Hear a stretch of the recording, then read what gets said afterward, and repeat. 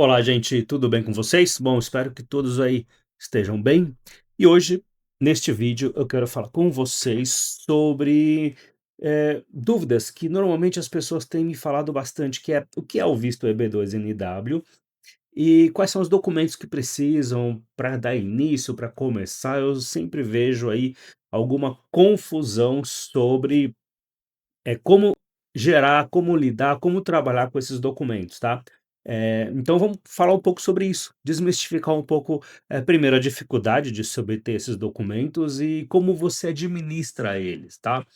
Eu sei que isso é importante, gera uma certa ansiedade, mas aqui a gente tem algumas informações que eu tenho certeza que vão ser extremamente, interessantes para você, tá bom? Então vamos lá. Eh, eu sou professor da FGV, tá, da Fundação Getúlio Vargas há mais de 32 anos. Minha área de especialidade é o desenvolvimento de business plan, estratégia de negócios, análise de investimento, e há mais de 6 anos, né, a partir de 6 anos para cá, eu desenvolvi aí mais de 200 projetos de business plan especificamente para o EB2, então eu tive que estudar muito, quais são essas características específicas para o EB2, tá bom? Então por isso que a gente vai comentar um pouco sobre eles aqui. Se você gosta do nosso conteúdo, gosta, quer receber mais informações, acha interessante, dê o seu like, né, dê o seu joinha aí e se inscreva nesse canal para receber mais dados e mais informações, tá bom? Então, começando já, o que que é isto? A gente tem 2 grandes partes, tá, do visto EB2NW aqui, ó, 2 grandes partes. A gente pode dividir o visto em 2 metades. A primeira a gente vai falar sobre a elegibilidade. O que que é elegibilidade? É saber se você se qualifica para ter este tipo de visto, tá, o EB2NW. Ou seja, a gente vai defender sua elegibilidade. Para isso você vai precisar de um conjunto de documentos que tem diretamente a ver com o perfil do aplicante, o seu perfil.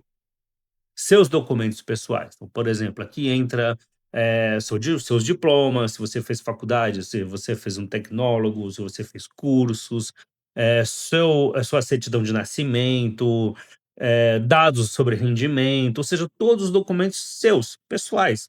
É uma coisa mais cartorial, tá, que você vai no cartório e pega, que você pede para o seu contador, documentos pessoais. Aqui também entra para falar um pouco do seu perfil, que a gente chama de cartas e referências. Isso aqui não são necessariamente documentos que você tem pronto, mas são aqueles documentos que você pede para alguém que conhece você, são cartas de referência. Cartas que falam sobre você, falam sobre o seu trabalho, falam sobre sua história profissional. Tá? E para quem você pede isso? Normalmente para pessoas que têm um perfil interessante, ou seja, mas mais importante do que isso, que conhecem você, que trabalham com você, que podem testemunhar o seu progresso pessoal e profissional. Isso tem muita validade, tá? Nos Estados Unidos. No Brasil, talvez a gente não tenha essa noção, mas a carta de uma pessoa assinando, corroborando você, aquilo é como se fosse um documento oficial para eles, então isso é importante. Uma outra etapa do visto EB2NW, é por isso que tem esse NW aqui, a gente vai falar daqui a pouco sobre o que quer dizer isso exatamente, é você definir um critério que a gente chama de prongs. O que que são prongs? São critérios. E esses critérios do NW, o que quer dizer o NW? É você ter uma dispensa de ter uma oferta de emprego americana. Porque o visto EB2 originalmente, só o EB2 sem o NW, o que que ele é? Ele é um visto de trabalho, tá? Employment based, employment é um visto de trabalho. Só que aqui, no nosso caso, a gente quer pedir uma dispensa de ter essa oferta de trabalho. Aí o oficial vai avaliar essa dispensa através de 3 critérios, e ele avalia através do que a gente chama do seu endeavor, tá? O que que é o seu endeavor? Endeavor, na verdade, é o seu projeto, é o que que você vai fazer nos Estados Unidos, tá? O que que você vai desenvolver nos Estados Unidos. E em nenhum momento explica-se ou fala que o seu endeavor tem que ter, um business plan ou um professional plan, mas você pode demonstrar o seu projeto através de um negócio que você vai criar, ou seja, um endeavor mais ligado a um empreendedorismo, ou seu trabalho pessoal, tá? Um trabalho pessoal que você vai se aplicar. A gente vai falar daqui a pouco sobre quais são esses critérios e como eles, se aplicam, como eles se desenvolvem aí ao longo do tempo, tá bom? Mas pensa o seu visto B2NW em 2 grandes partes. Primeiro, se você é elegível, esses são documentos. Segundo, defender o NW, aí que entra a defesa dos 3 prongs, que são 3 critérios para definir se você pode ou não ter essa dispensa de ter uma oferta de emprego. Vamos dar uma olhadinha com um pouco mais de detalhes nisso, ó. A gente pode também pensar o visto EB2NW para o peticionário, ou seja, para você que quer fazer, em 2 grandes blocos de dados ou de documentos que você tem que trabalhar. Um bloco são documentos que você precisa enviar, traduzir, fazer avaliação. É algo mais cartorial. Quando eu falo cartorial, o que quer dizer isso? É aquela coisa de cartório, né? Que você tem que pedir, traduzir, colocar, você não tem que produzir nada. É só fazer uma gestão de fornecedores. São os diplomas, certidão de nascimento, passaporte, certificado profissional, diplomas em geral, cursos, documentos pessoais, você administra eles e coloca. Ou você tem ou não tem isso, na verdade. Se você não tem o diploma, não tem, então não tem o que fazer. Ou se você tem, você vai ter que traduzir, vai ter que fazer um evaluation, mas é a administração de fornecedores aí. Agora, tem alguns documentos que você tem que produzir. Especificamente eles são o Business Plan ou o Professional Plan, para justificar lá na frente o seu endeavor, né, o seu projeto, o que que você vai fazer nos Estados Unidos. E os textos das cartas de referência, também é um deles, falo eles daqui a pouco. E a cover letter. Cover letter nada mais é do que uma carta estruturada, numa cartinha de 1, 2 páginas, é a defesa do seu pleito, tá? É onde você apresenta todos os argumentos, apresenta os dados, diz onde é que estão os documentos para o oficial. Então, essa cover letter você tem que produzir. Ela tem em torno, vai, de umas 20 a 30 páginas, por aí, onde você apresenta o seu pleito e diz e justifica, defende tudo aquilo que você quer dizer para o oficial. É claro, você vai falar: "Eu tenho texto de carta de referência, né, não é o recomendante que vai me dar a referência, tem que produzir?" Sim, teoricamente sim. Mas você já pensou no trabalho que isso vai dar para o seu recomendante? É mais fácil aí e a gente tem feito isso. Como você tem uma relação próxima com o seu recomendante, produz o texto. Faz você o texto para ajudar ele, tá? Aí sim fica mais fácil. Desta forma, na hora que você produzir o texto para ajudar ele, obviamente você valida e você pede a concordância dele. É mais fácil você entregar um texto pronto, na qual o seu recomendante vai ler, vai concordar e assinar. Então fica mais simples assim, tá bom? Então esta é a forma.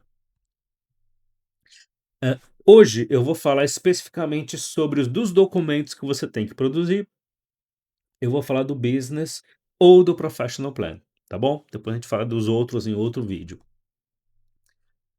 Só explicando um pouco o que que é o tal do EB2NW, né, esse nome vem de employment base, ou seja, baseado em trabalho, second preference, né, segunda preferência, baseado nas habilidades de trabalho, profissionais e educação de quem? Seu, do peticionário. É um visto baseado em você e no seu histórico, educacional e no histórico profissional. É isso que é importante.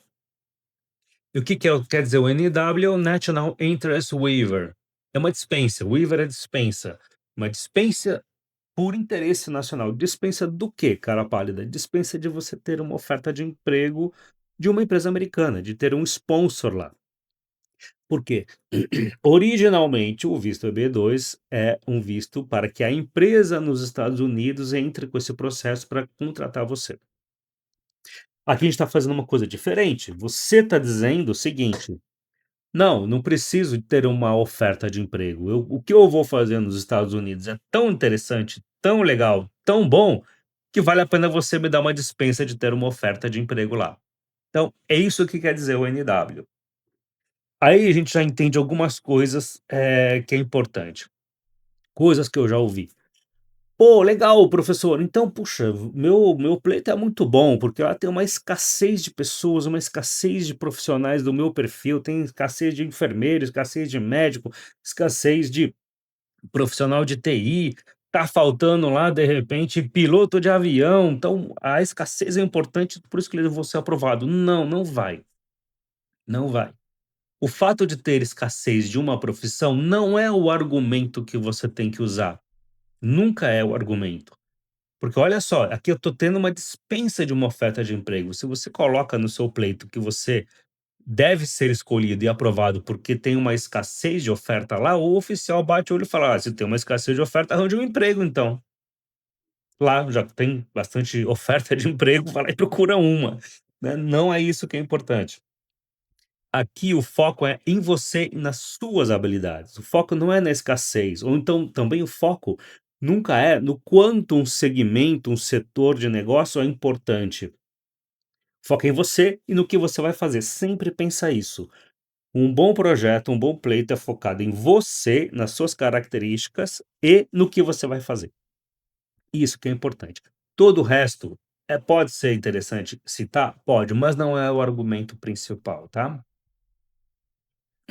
Então qual que é o foco aqui? É demonstrar, tá, para a imigração o que você vai fazer, seu projeto, o seu endeavor, e se o mesmo atende aos 3 prongs. Quais são esses? O primeiro é, se aquilo que você vai fazer, o seu empreendimento, né, o seu endeavor, tem mérito substancial e importância.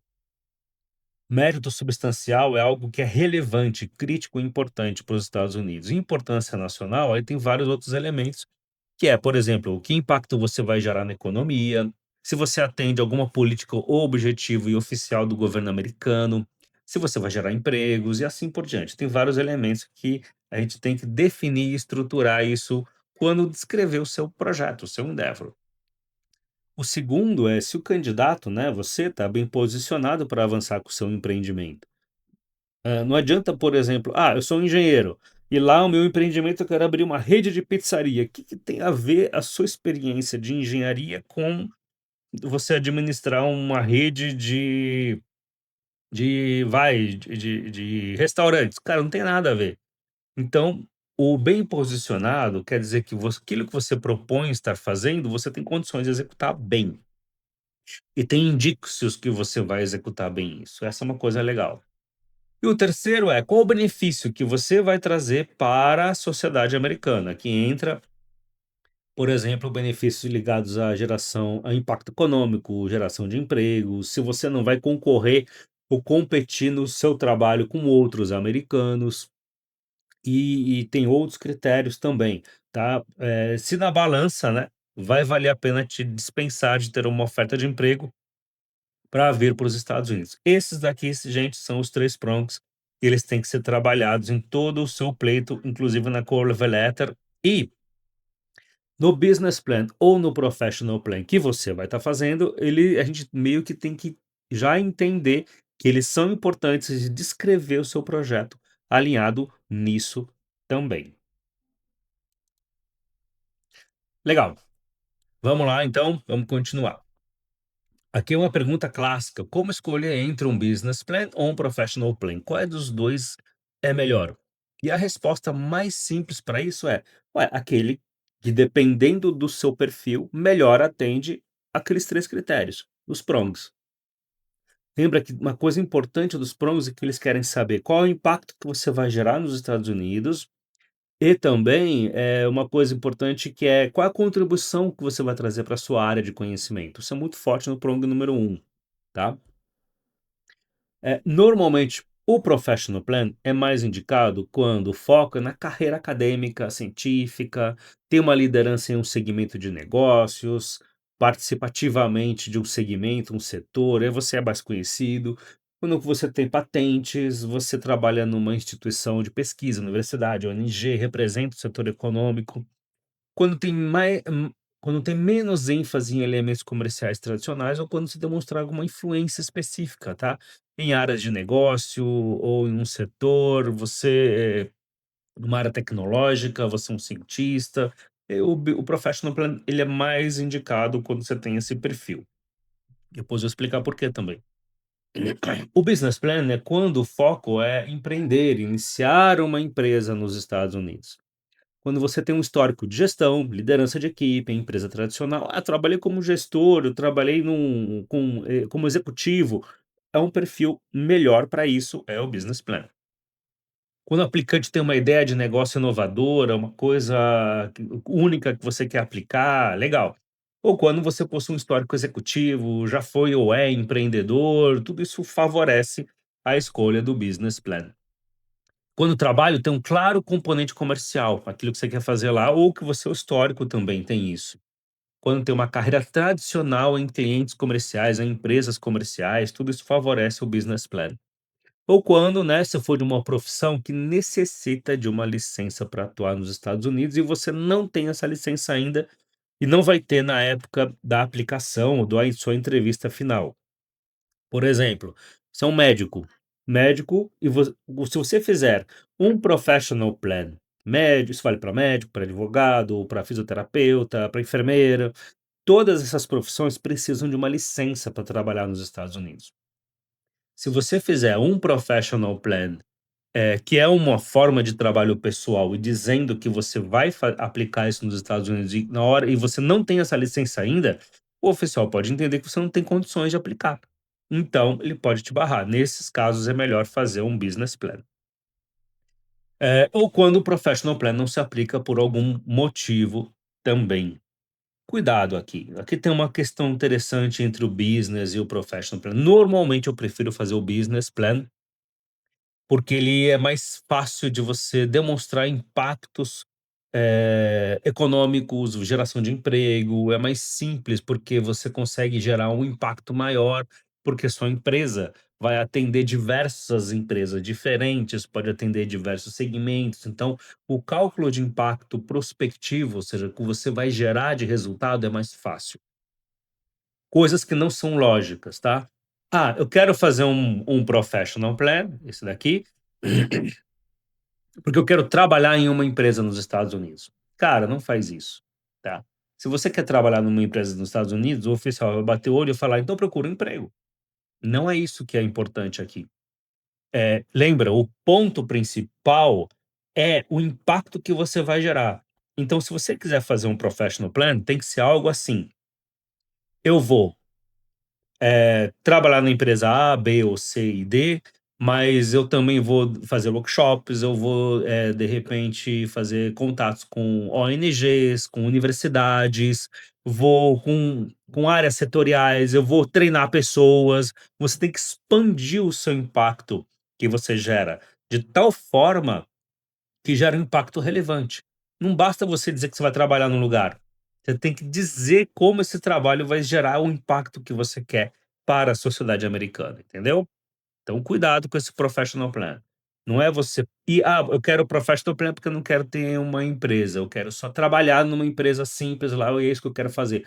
Não faz isso. Se você fizer isso, o oficial vai bater o olho: "Ó, legal, já que você quer trabalhar, procura um emprego, não precisa do visto EB2NW, que isso não vai gerar impacto relevante nenhum".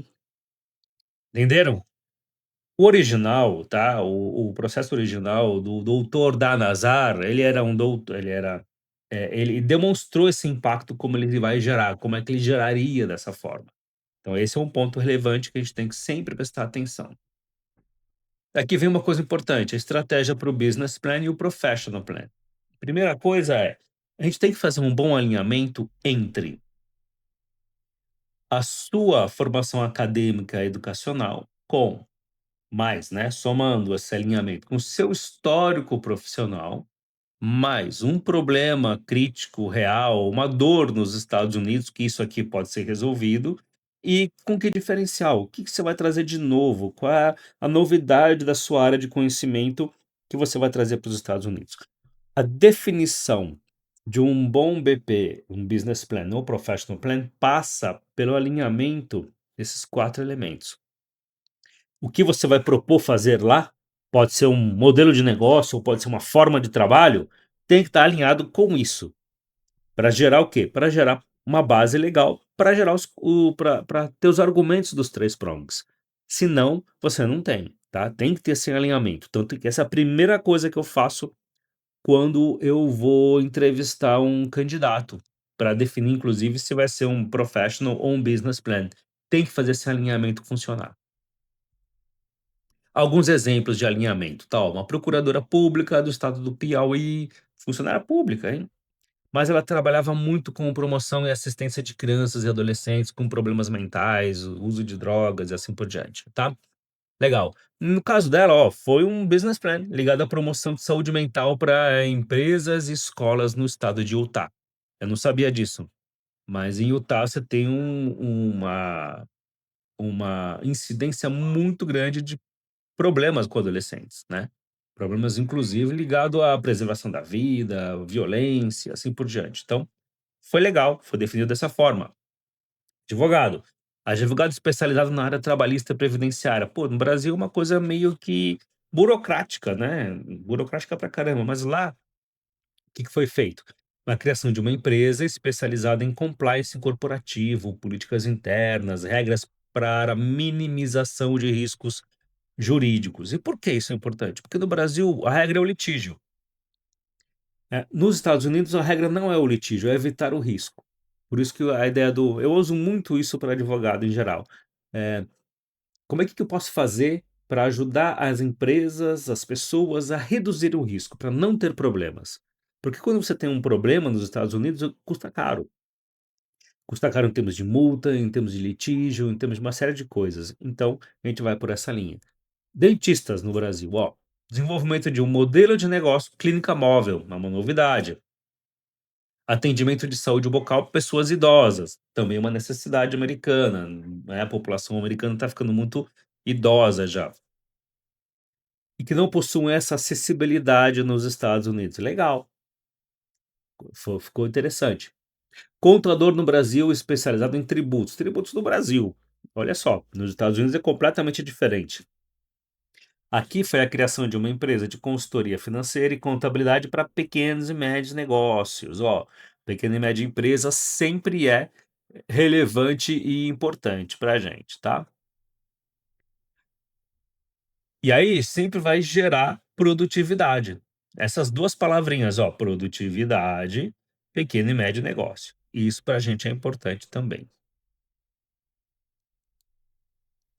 Legal. Vamos lá então. Vamos avançar. Bom, ó, engenheiro especializado em fundação para terrenos complexos. Terrenos vai que são mais alagadiços, né, que tem muita lama. Ó, uma empresa especializada em fundação e projetos na Flórida, onde a Flórida sabe que é um grande pântano ali, né, onde tem necessidade de fundações, né, uma fundação estruturada com muita técnica relevante. Outro aqui, caso interessante, um enfermeiro militar, especializado em técnicas de resgate, atendimento em situações de emergência. No caso dele foi um professional plan. Explicando sua técnica e sua disseminação única do seu conhecimento único. Então ele vai dar cursos, ele vai treinar pessoas, ele até pode trabalhar num corpo específico de resgate, mas ele não vai fazer só isso, ele vai expandir o conhecimento, treinar outros enfermeiros em hospitais, em entidades de saúde, tudo isso é um projeto que foi desenhado. Conteúdo. Qual é o conteúdo interessante de um business plan? Clássico, tá? É claro, isso aqui é um exemplo simples, mas ele pode sofrer alterações aí com o tempo. É um sumário executivo, modelo, né? O modelo de negócios, a necessidade para a sociedade americana, ou seja, uma pesquisa relevante aqui das necessidades, a importância da empresa. Aqui a gente fala que a empresa do Endeavor, aqui a gente fala do impacto econômico, impacto social e assim por diante. A gente descreve, tá? A empresa, a estratégia, a análise de mercado, o desenho financeiro para 5 anos, normalmente, as conclusões que a gente tem, tá? Neste modelo aqui de mercado, nesse Endeavor, e os anexos. Aqui vem projeção financeira, vem um monte de outros dados interessantes que a gente vai colocar aqui, tá bom? Isso aqui ou seja, a gente tem aqui perto do sumário é algo que o oficial já pode entender qual é o negócio, porque qual a necessidade e por que ele é importante. E o resto detalha tudo. No caso de um professional planning, vai fala muito da pessoa, tá? O perfil acadêmico, o profissional da pessoa, evolução na sua área de especialidade, alinhamento com os interesses nacionais dos Estados Unidos, tá bom? Planos futuros e objetivos da pessoa. Objetivo acadêmico, objetivo profissional, o que que ela tem de diferenciação e processo de trabalho único, ou seja, o que a diferencia do que já existe, seu comprometimento com a necessidade norte-americana e anexos, se existirem também. Isso é um modelo de um professional plan simples, é claro. Na hora de executar tanto business plan quanto o professional plan, a gente abre isso daí, detalha. Depois eu vou deixar até um link onde vocês podem ver de verdade alguns trabalhos reais feitos tanto de professional quanto de business. Você pode ver que a estrutura dele e como eles, e todo o conteúdo deles também. E como é que a gente inicia, tá, um business plan ou um professional plan? Como é que a gente começa isso? É necessário fazer aí uma análise de currículo e perfil, entender quem é você, tá, qual é o seu histórico, qual a sua histórico educacional, histórico profissional. Lembra do alinhamento dos 4 pontos? Então, é aí que entra. Um briefing não obrigatório, eu às vezes peço para as pessoas responderem algumas perguntas, porque muitas talvez já tenham alguma ideia de coisas que queiram fazer, regiões que gostam nos Estados Unidos, informações, principalmente que são empreendedores já, sobre, projetos, dados, então eu deixo aberto para a pessoa contribuir também nesse processo. É claro, depois disso eu vou pegar e vou fazer um alinhamento e amarração adequada. E um tempo de execução médio aí de 30 a 40 dias, a depender muito desse fluxo de dados e informações que a gente tem, tá bom? Se você quiser saber mais, inclusive ter acesso a alguns exemplos, tá, para você visualizar exemplos de professional plan, business plan e até de cover letters, você pode acessar o link que está aqui na descrição, é só olhar aqui embaixo, tá? Para quem está vendo esse vídeo aqui no YouTube, o link está na descrição. Quem está vendo esse vídeo, pelo Instagram ou outros lugares, é só pegar o link da bio, você vai ter acesso também a esse material, tá bom? Então você pode dar uma olhada, ver, estudar. E eu vou fazer um convite, se você quer fazer alguma pergunta, quer saber mais, faz sua pergunta aqui embaixo, tá? Faz sua pergunta. E aí a gente eu vou ter um prazer imenso em pegar, responder para você. Se tiver alguma dúvida, quer entender o que está acontecendo, faz sua pergunta, tá? Bom, por enquanto é isso, gente. Depois eu vou fazer alguns outros vídeos falando até sobre cover letter, carta de referência, alguns outros dados. Então, fica aqui com a gente, tá? Acesse aí nossa, faz a inscrição no nosso canal, dê o seu like, que é importante pra gente, a gente consegue atender mais pessoas vendo isso, e foi um prazer estar com vocês. Tá joia, gente? Obrigado.